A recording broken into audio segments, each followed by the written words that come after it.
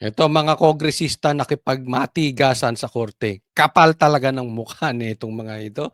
Sige. Naninindigan ang Kamara sa pagsasabi nito sa Korte Suprema na legal at naaayon sa konstitusyon ang impeachment laban kay Vice President Sara Duterte. Narito ang Agenda Weekend Report ni Hannah T. Legal at naaayon sa konstitusyon ng impeachment proceedings laban kay Vice President Sara Duterte. Yan ang tugon ng House of Representatives sa Supreme Court sa gitna ng mga petisyong nagkwestiyon sa legalidad nito. Hinain ng Kamara ang needed documents ng SC sa pamamagitan ng Office of the Solicitor General at inaasahan na ring maisusumite ang physical copy nito sa Lunes. Kasunod yan ng utos ng Korte Suprema kung saan pinagsama nila ang petisyon mismo ni VP Sara at ng kanyang mga kaalyado na kapwa kinwestiyon ng impeachment. Ops. Teka muna ha. Ayan ha. Alam nyo, yung pinasasagot, ito ay hindi ko po pinagmamalaki. Tayo po ay nagpapasalamat sa Supreme Court. Okay? Dahil isa po tayo sa nagpetisyon nito. Okay? Ito po, pansinin nyo. Lord Oliver Raymond Monferro Cristobal. Tingnan nyo. Yan. Nakikita nyo? Lord Oliver Raymond Monferro Cristobal.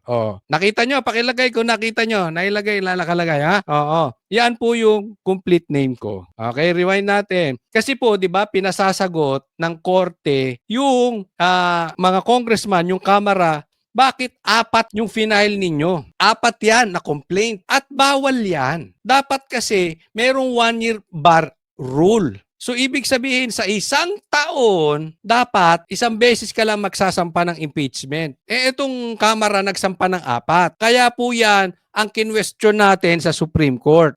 Kaya nga nagpapasalamat tayo dahil sumagot ang Supreme Court at pinagpapaliwanag ang Kamara. Buti nga sa inyo. Ulit. Sa Supreme Court sa gitna ng mga petisyong nagkwestiyon sa legalidad nito. Hinain ng Kamara ang needed documents ng SC sa pamamagitan ng Office of the Solicitor General at inaasahan na ring maisusumite ang physical copy nito sa Lunes. Kasunod yan ng utos ng Korte Suprema kung saan pinagsama nila ang petisyon mismo ni Ayan, okay. Yan yung petisyon sa Supreme Court. Okay? Kasi dalawa po naghain. Nauna kami naghain, ng grupo namin, tapos si Attorney Torion, tapos si VP Sara. VP Sara at ng kanyang mga kaalyado na kapwa kinwestiyon ng impeachment. Ayan, nakita nyo. Asan na ba? Pati ako hindi ko na makita ulit. Ayan. Nakita ko, Lord Oliver Raymond Monferro Cristobal. Tuloy.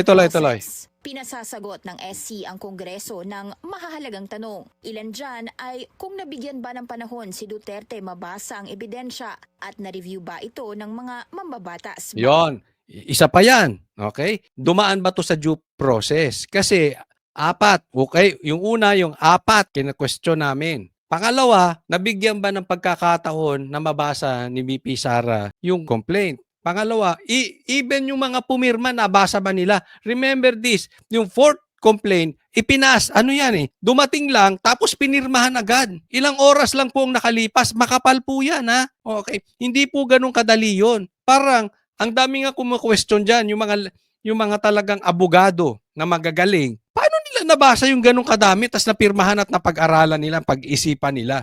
Diba? Kasi nga, hindi nila napag-isipan, hindi nila napag-aralan, hindi nila nabasa in our opinion, dahil ang sabi nga ni Chanko, bayad yan mga yan. Ang bayad din na magbabasa yan. Ano yan? Ano ito?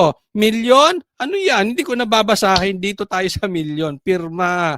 Impeach natin si VP Sara. Bago nila pinirmahan. Sagot ni House Spokesperson Attorney Princess Abante, sinunod ng buong-buo ng Kamara ang konstitusyon na isama sa order of business sa tamang panahon ang first 3 impeachment complaints last year at ang ika-4 na pinirmahan ng 1/3 ng mga kongresista ay direktang pinasa sa Senado bilang Articles of Impeachment noong February 5. Sa Articles of Impeachment, inaakusahan si Duterte ng graft, betrayal of public trust at iba pang high crimes. Kasama rin doon ang di umano'y mali at hindi maipaliwanag na paggamit niya ng higit 600 million pesos sa confidential funds at ang di umano'y kawalan niya ng respeto sa civilian control over police and military. Muli ring binigyang diin ng Kamara na may sarili silang kapangyarihan sa pagdedesisyon sa mga internal process nito at dapat irespeto ang separation of powers. Ngayon, tigas ng mukha, no?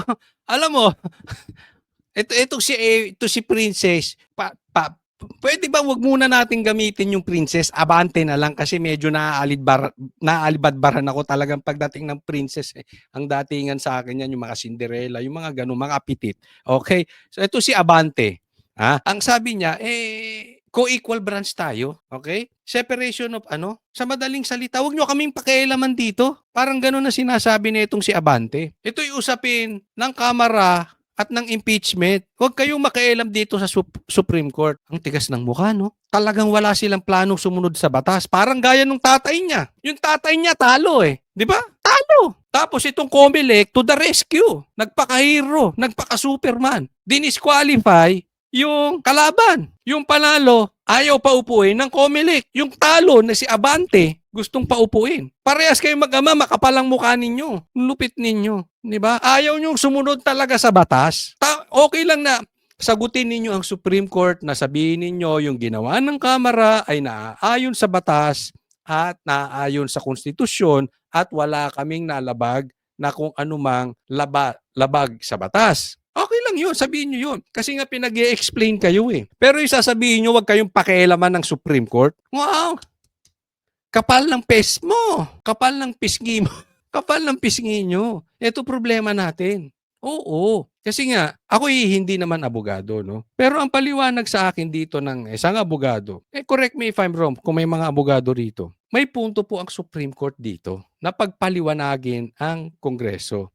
Kasi kung ito ay political, kung ito'y usaping political, hindi makikialam o hindi talaga makikialam ang Supreme Court. Pero kung may nalabag na batas o posibleng question about doon sa proseso o konstitusyon o batas, ibig sabihin, posibleng may nalabag, papasok ang Supreme Court. Sa madaling salita, ang pagkakaunawa ko doon sa abogado, hindi po nag-overboard yung Supreme Court. Hindi po naging malabis. Sa katunayan, sa tingin ko lang, kulang pa nga yan Kasi ang tagal nilang pumasok, dapat yan nagbibigay na agad ng TRO. In layman's term, teka muna.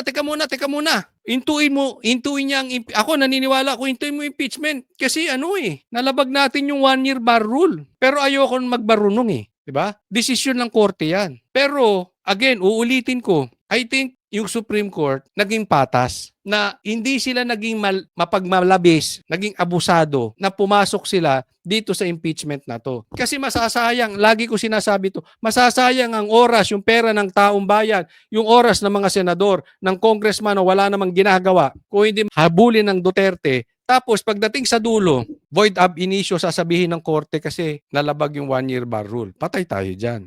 Una na rin nagsumite ng manifestation ng Senate Impeachment Court sa SC. Dito nilinaw nila na hindi nila masasagot ang karamihan sa mga tanong ng korte. Kaya kita mo, di ba? Ganun sila. Sinabi nila sa korte, hindi namin masasagot ang karamihan ng sagot nyo dahil ito'y usapin ng congressman, ng Kamara. Dahil lahat yan may kaugnayan lang sa House actions. Nakita mo? In short, hindi namin masasagot lahat ng tanong nyo, Supreme Court. Usapan namin to. Usapan namin to ng boss namin na si Tambaloslos, huwag kang makialam. Magkano ka ba? Kulang ganun na lang Magkano ka? Supreme Court? Hindi, wala naman sinabing ganun. Pero parang ganun. Di ba? Huwag kayong makialam sa amin. Usapan namin to. Ganyang katindi kakapal ng mukha itong mga ito. Nauna na rin daw nilang hiniling sa House ang parehong info sa pamamagitan ng isang order. Matatanda ang binalik ng Senate Impeachment Court sa Kamara ang impeachment complaint para linawin kung hindi ba ito lumabag sa 1-year bar rule at kung gusto pa nilang i-pursue ang impeachment sa 20th Congress. Ang Kamara sinabing nagsumite na sila ng kailangang sagot habang ang Senado naghihintay lang. Ngayon, nasa bola na ng Korte Suprema ang kapalaran ng impeachment ni VP Sara. Ito sa akin dito. Ngayon, kung talagang matutuloy ang impeachment at sinabi ng korte, ituloy yan, walang problema. Tuloy. Di ba? Alam ko hindi matatalo si VP Sara. Pero wag tayong mayabang. Wag tayong mas marunong pa sa korte, di ba? Oo, may separation of branches, may legislative, ganon-ganon, executive, judicial, may kanya-kanyang branches, pero meron din check and balance 'yan. Kaya nga may ganun eh. Kasi paano kung abusado na kayong sobra? At ako sa tingin ko, abusado na kayong sobra. Lalo na yung bossing nyo. Kaya nga kailangan ng korte. Hindi po pwedeng kayo lang magdi-decide dyan. E di kayo na ang Pilipinas. Diba? Pero pag titingnan po natin ito, magkakalaban at magkakalaban ito. Sana nagmamadali kayo, Kamara. Pero pag nagsimula ang impeachment, hiling ko lang sa inyo, wag naman ang ebidensya nyo puro chismis. Give us forensic evidence. We want to see scientific evidence. Hindi yung sabi ni testigong ganito, nakita ni testigong ganito, nakita. Kasi yung mga testigo na yan, katulad si alias rin eh. Anong sabi? Binayaran siya ni Risa Ontiveros. Kaya ako, okay, hindi sa pinaguhusgahan natin si Risa Ontiveros. Pero ako, pag questionable talaga, para sa akin, ang lagi mong ebidensya ay puro eyewitness. Kasi ang eyewitness nababayaran, natatakot, inaapi, kinokontrol, pwede lahat yan. Pero ang forensic evidence, scientific evidence, hard copy na ebidensya, hindi mo makokontrol yan. Halimbawa, yung bangkay, DNA, hindi mo yan makokontrol. Iisa lang ang DNA at walang katulad yan. Pero sana, okay, ganun po ang ebidensya. Baka mamaya magchichismisa na naman tayo. Sabi ni Trillanes, may bangko si BP Sara sa ibang bansa. Sabi ni ganito. Tapos malalaman natin, binayaran lang pala ni Risa Ontiveros, yung testigo. Pangit naman yun. Bigyan nyo kami ng matibay na ebidensya bukod sa chismisan. Hindi naman kayo vlogger, napaka-chismoso nyo mga animal. Next topic po tayo. Eto, mga senador, nahihibang na ata. Parang naginip ng gising.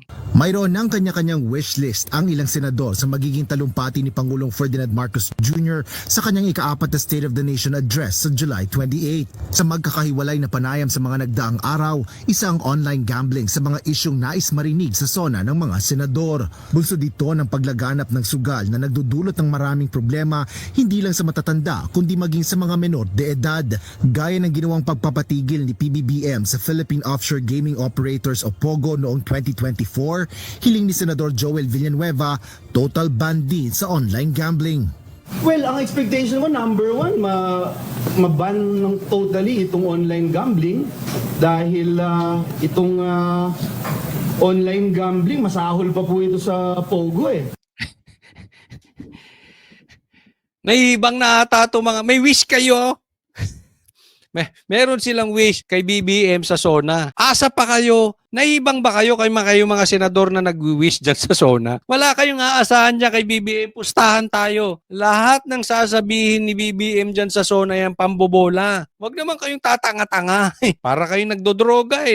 Nahihibang ata kayo. Nang-aasahan nyo dyan eh. 3 taon na yan. Wala namang inasikaso yan si BBM. Di ba yung tingnan nyo na lang yung baha Tama ka eh. Tama to eh. Ano sabi niya? Mas masahol pa yung online gambling kaysa sa Pogo. Di ba? Tingnan mo, pinahinto nila ang Pogo. Tapos nagpalit ng online gambling. Tingnan mo niloloko mga Pilipino. Ang dating, pinatay lang yung competition. At eto balita ko. Bubulong ko sa inyo, wag niyo ipagkalat. Meron pa raw mga nag-ooperate na Pogo. At eto mga nag-ooperate na Pogo, sila.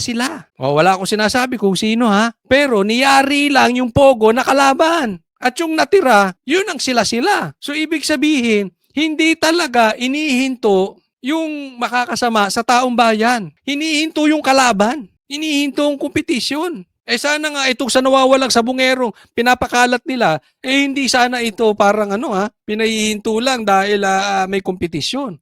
Ito sa atin, ang online gambling po, or any form of gambling. But all the more, itong online, yari tayo dito. Ikababagsak talaga ng Pilipinas yan. Bagsak na nga tayo, ikababagsak natin. Yang droga at gambling, patay tayo dyan. This is serious. Serious na po ito. Seryoso na po ako.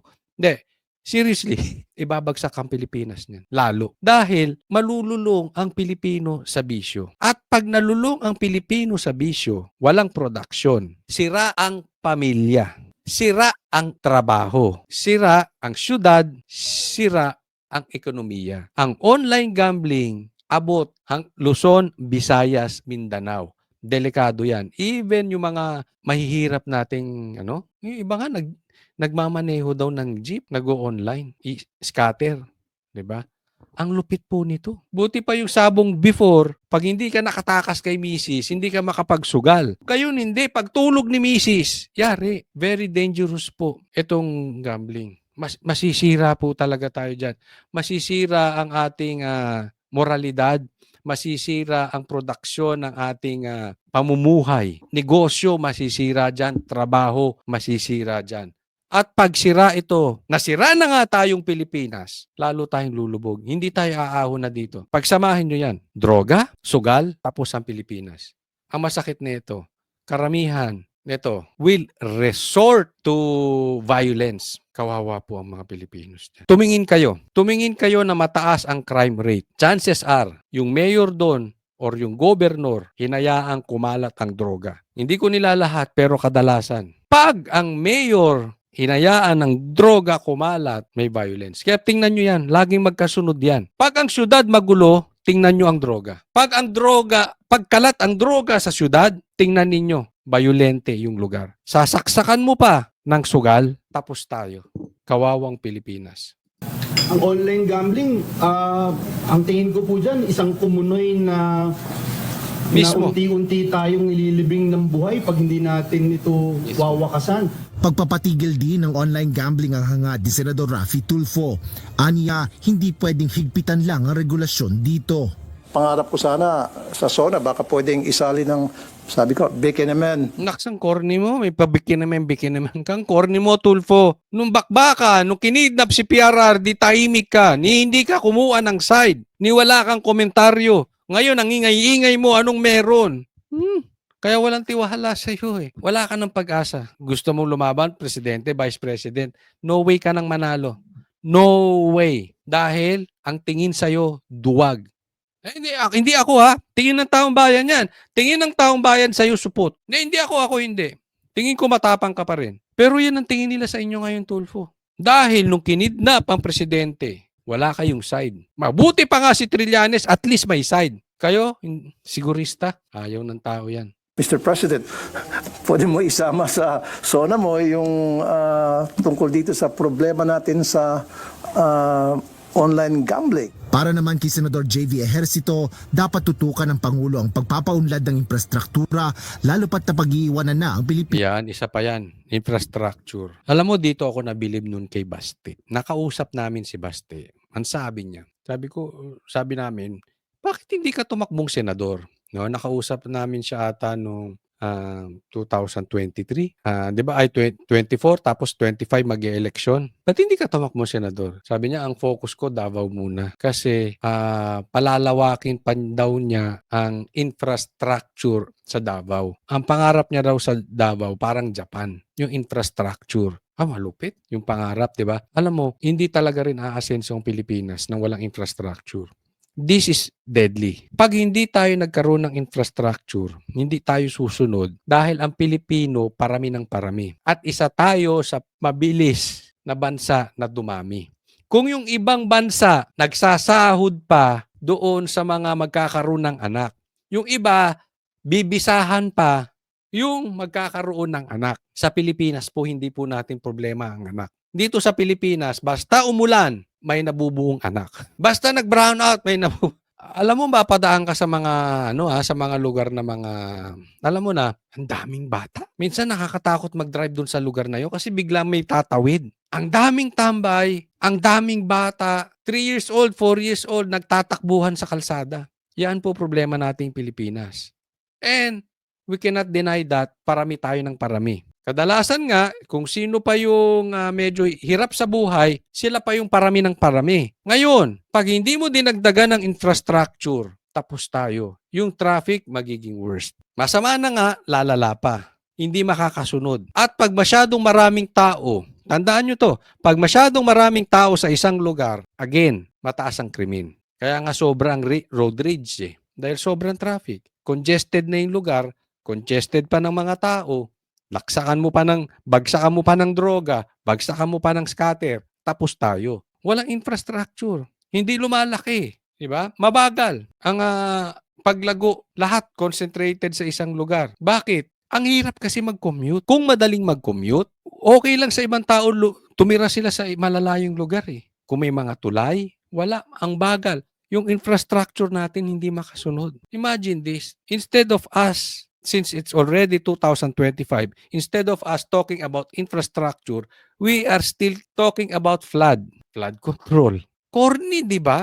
May namatay sa LA, di umano overdose. Andoon ang First Lady. Walang pakinabang. Ano bang nangyayari sa mga politiko natin? Sa ASEAN region. So kung ako po ang tatanungin nyo, sana ang gusto ko marinig sa SONA ng Pangulo, I hope that he concentrates again on infra development kasi itong kailangan natin gawin. That's what the other countries did 30 years ago. And ngayon tayo naghahabol, may away pa, may gulo pa ngayon, political bickering. Siyempre, we have to, kahit papano nakaka-apekto. Sana itong last 3 years, concentrate on that, concentrate on energy development, agri, healthcare. Sagot naman sa problema sa kalamidad ang inaasang maririnig ni Senador Loren Legarda sa SONA ng Pangulo. Dapat yung Corny nito si Corny mo, Loren. Tagal na dapat yung kalamidad na yan eh. ating pagka-vulnerable na tinatawag, dapat yung ating pag-akma ng ating pamumuhay ayon sa mga bagyo at baha. Ang tagal-tagal na nangyari ito pero hindi pa nasasagip ang marami sa atin. Kaya yun ang aking prioridad. Ngunit si Senador Ronald Bato de la Rosa, wala na anyang expectation sa gobyerno. Ayoko lang umasa. Nag-hope na lang ako na mag-focus sila na pagandahin ang buhay ng Pilipinas. Sa mga senador na nagsalita, parang may laman pa yung sinabi ni Bato eh. Totoo naman.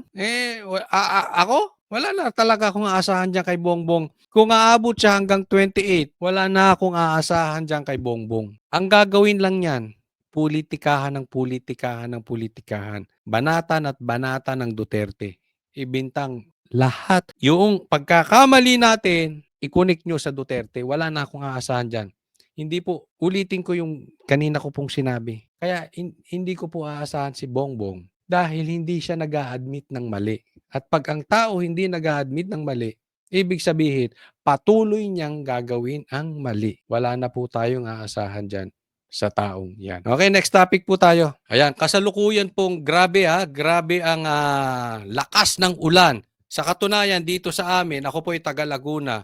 Talaga naman medyo matindi yung ulan kaya may mga oras po na wala kaming kuryente. Buti nga nakabalik agad yung kuryente in time para ako'y makapag-vlog. So yan po ang usapin ngayon sa bansang Pilipinas, itong bagyo. Pero teka muna, may twist. Kasalanan ni PRRD. Muling binaha ang ilang flood-prone na lugar sa Quezon City at may mga nagbagsakan pang mga poste at billboard. At mula sa Quezon City, nakatutok live si Bernadette Reyes. Bernadette? Sunod ng yellow rainfall warning ng Pag-asa, kaninang alas 8 ng umaga, binaha ang ilang lugar dito sa Quezon City. Abot hanggang lieg ang baha sa Waling-Waling Street sa barangay Ito po sa Quezon City yan, ha? Rojas District kaninang umaga. Walang alisan ng mga tao rito. Patigasan dito. Hanggat mababaw pa tubig. Mababaw pa yan. Hindi pinapansin ng tao yan. Pero wisyo ang dulot ng mga pagbaha sa mga komunidad gaya dito sa Rojas District tuwing bumabagyo. Pero para sa iilan, pagkakataon ito para makapaghanap buhay. Mula sa pira-pirasong mga bakal, mga tanso, mga bote, pagkakataon ito para meron silang Ma'am, wag niyo pong babanggitin yung tanso. Maraming natatamaan. Ha? Wag. Banggitin niyo na po lahat, wag lang tanso. Ha? Baka mamaya pasarhang kayo ni BBM. Maraming nasasaktan po. pakain sa kani-kanilang mga pamilya. Ibebenta po sa junk shop. Para Panggastos. delikado rin kasi syempre may leptospirosis. Pwede rin kayong matetano dyan. Hindi po ninisip namin pero wala kami magawa kasi yun lang talagang hanap buhay namin. Ayan. Tindi po ng baha. Okay? Welcome to 2025. Mga kababayan ko po, 2025 na. Baka sa mga nakakalimot dyan, akala nyo 19 ano to, ha? Akala nyo 1970s. 2025 na, yaan pa rin ang problema ng Pilipinas. Pero meron akong prediction. Anong prediction mo, Coach Oli? Kasalanan yan ni PRRD. Oh. Ito kasi ibibintang nila ito. Abangan ninyo! Abangan. Kaya itong pinapakita ko kasi malaki po ang baha sa Maynila. Pero ang pinapakita ko ngayong Quezon City. At hindi lang po sa Quezon City, even yung expressway. Nabiktima na ako niyan. Expressway, saan ka nakakita? Binabaha. Galing lang ako ng opisina SMNI, pauwi lang ng bahay. Inabot ako 4-5 oras. Ganyan po kalupit. Laguna lang po. At hindi lang po yan Maynila, Quezon City, Expressway, buong Pilipinas po may baha. Okay? Bakit ko po ini-explain yan? Kasi ibibintang yan kay PRRD. Itagaan nyo sa bato. Yung Dolomite Beach na yan, ikokonekta nila yan sa pagbaha. Kasi, tingnan ninyo, magsosona at siningil ng nature. Ito'y galaw ng Diyos to. Magsosona, di ba? Naalala nyo, nakaraan, ipinagmalaki niya, billion flood control projects. Pero, nuknukan ng baha. Di ba? Pagka-announce ni Marcos ng ganun, kinabukasan, nagkabaha. Alam nyo kung bakit hindi ko makakalimutan yon? Alam na alam ko yung date kasi nasa Davao kami noon. Binaha ang Maynila. At kasasabi lang ni Bongbong yun. Yung control projects na pinagmalaki niyang bilyon-bilyon. Tapos binaha. Ganyan po, sinisingil ng kalangitan ang pagsisinungaling nitong presidente na ito. Ngayon, magsosona. Paano niya ngayon paiikutan na naman yan? Paano niya palulusutan yan? Diba? Alam naman natin ang style ni Marcos. Ang style ng mga Marcos, hindi lang si BBM, pati yan si Aimee. Ang style ng mga Marcos, isisi sa iba. Instead na akuin. Alam mo, yan ang malaking problema natin sa Pilipinas. Hayaan na natin si Aimee, babae yun. Pero sana Marcos, ikaw, magpakalalaki ka. Pagka merong kang pagkukulang, merong kang mali, para mo makorek ang isang bagay, dapat may repentance. At unang aspeto ng repentance o unang aspeto ng pagbabago, admission. Tanggapin mo. Kasi pag hindi mo tinanggap yung pagkakamali mo at nag-excuses ka, hindi mo kokorikin yung pagkakamali mo eh. Kaya po walang mangyari-yari kay Marcos. At siya ang may hawak ng Pilipinas, kaya walang mangyari-yari sa Pilipinas. At kaya naman hawak niya yung flood control projects na pondo. Kaya naman walang mangyari-yari sa baha sa Pilipinas. 'Di ba? Kasi puro kasisisi. Antayin ninyo. Alam mo yung mga trolls, nagpalabas ako sa Facebook, nasabi ko, huwag kayong matakot sa baha. Bilyon-bilyon ang inalay dyan ng gobyerno. Parang ganun. To that effect. Alam mo, yung mga trolls, galit na galit. Kasalanan ba ni... Bubula yung bibig. Kasalanan ba ni Marcos ang bagyo? Ganun. Di ba? Ay, kasalanan niya ni Duterte. Si Duterte na naman na may kasalanan. Dahil langgaling pa yan doon. Pati Dolomite nabanggit. At ngayon, binabanggit na po ang Dolomite. Sinisilip na ang Dolomite. Isipin mo yun, baha sa buong Pilipinas, kasalanan ng Dolomite. Let's assume, for discussion purposes, may pagkukulang ang Dolomite. Ikaw na, Marcos, ang nakaupo. Dapat, hindi mo isisi sa iba. 3 taong ka nang nakaupo dyan eh. Meron ka nga flood control projects, di ba? Meron kang bilyong-bilyong pondo, di ba? Di dapat siyang ginawan muna ng paraan. Saan mo dinala yung bilyon-bilyon? Binulsa mo, hindi kita pinagbibintangan. Tinatanong kita, huwag mong ibintang sa iba. You assume responsibility. Being the president, be man enough. Magpakalalaki ka, Marcos. Tayuan mo yung mga pagkakamali mo. Hindi mo pwede kasing excuse yun eh. Ikaw ang presidente. Di ba? Assuming lang ako hindi naniniwala na may pagkukulang ang Dolomite. But kung sakaling may pagkukulang, dapat yung ginawan niya. O di dapat sinabi mo, ayusin nyo yan. Eto pondo sinabi ko yan, in-announce ko may bilyon-bilyon. Ayusin nyo lahat yan. Ayusin nyo. Kasi, alam mo, may mga bagay-bagay sa mundo na hindi mo pwede sa iisisi sa iba. Kaya wala akong tiwala doon sa mga tao, malilate dahil traffic. Ay, nalate ako eh. Bakit? Traffic. Araw-araw traffic. Ano ka ba? Sabihin, hindi ako makapasok. Bakit? Nabasa ako ulan. Sa Pilipinas, ilang taong ka na? Tropical country tayo, laging nag-uulan. Dapat handa ka. Halimbawa, umulan. Nakatira ka sa Middle East.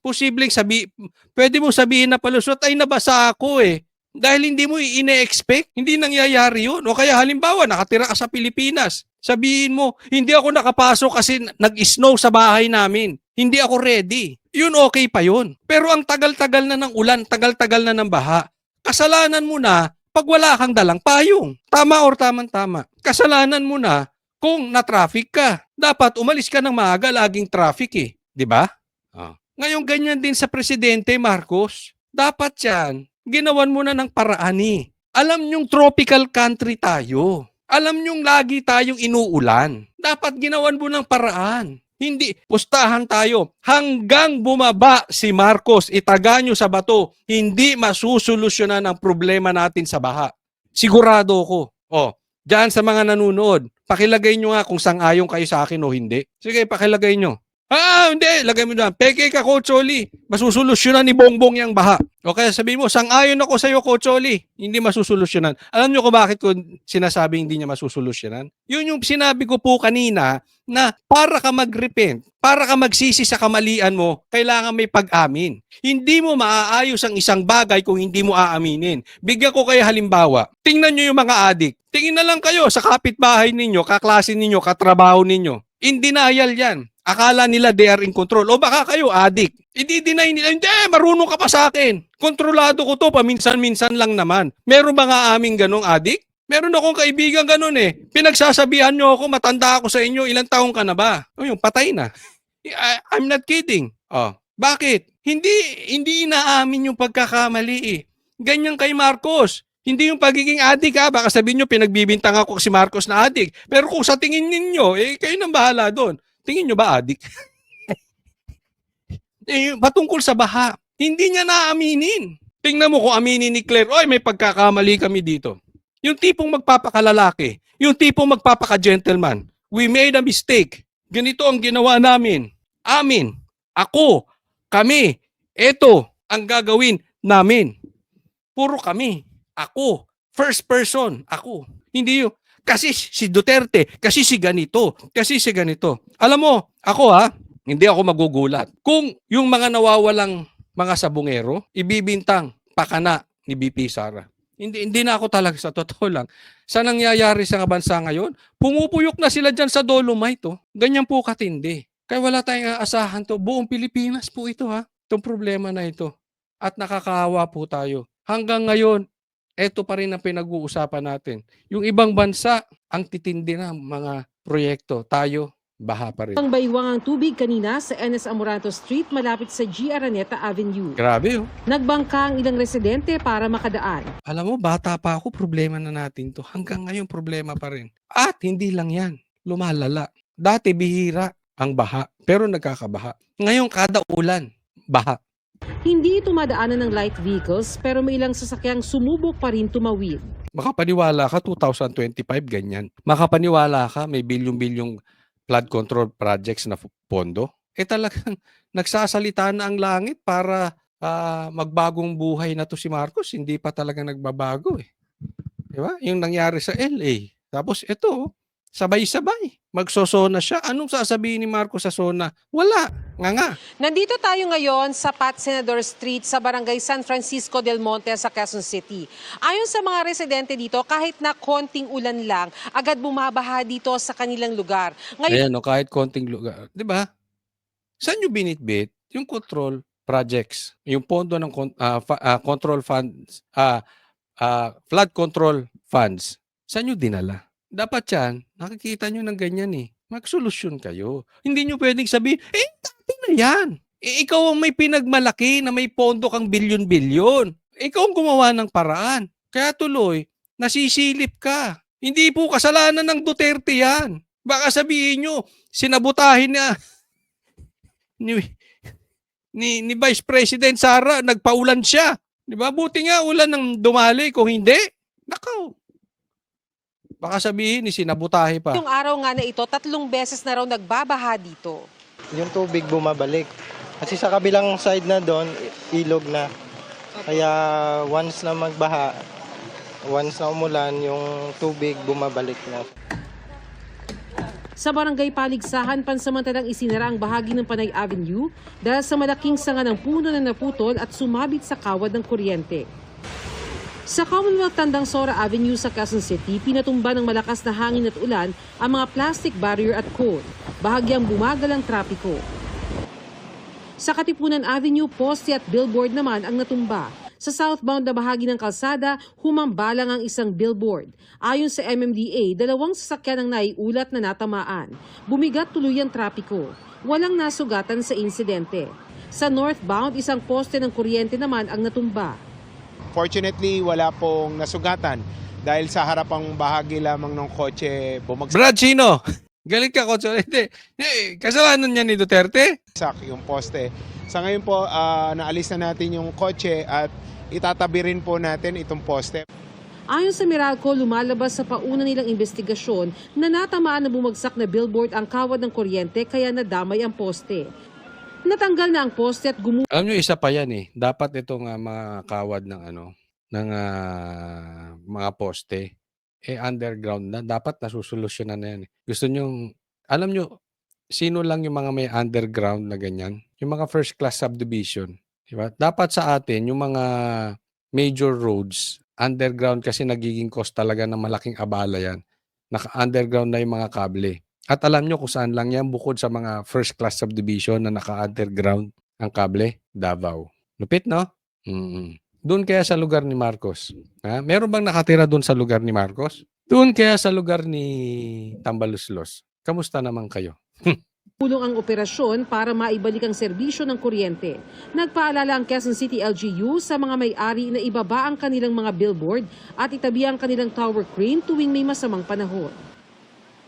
Pia, muli na namang bumuhos ang malakas na ulan dito sa Quezon City ngayong alas 5 ng hapon. Kasalukuyan namang kiniklear ngayon ng Quezon City Engineering Department ang nabuwal na puno dito. Alam nyo yung ganito, sa akin, kailangan bigyan nyo ng penalty yan. Hindi po nila ibababayan ng kusa ng basta-basta. Kasi siyempre mahal yan eh. Malaki din ang labor cost niyan, no? So matrabaho yan. Pero pagka may mga ulang ganito, tapos sasabihan nyo sila, they will just take the risk. Kaya nga ang maganda rito, dapat may leadership ang presidente.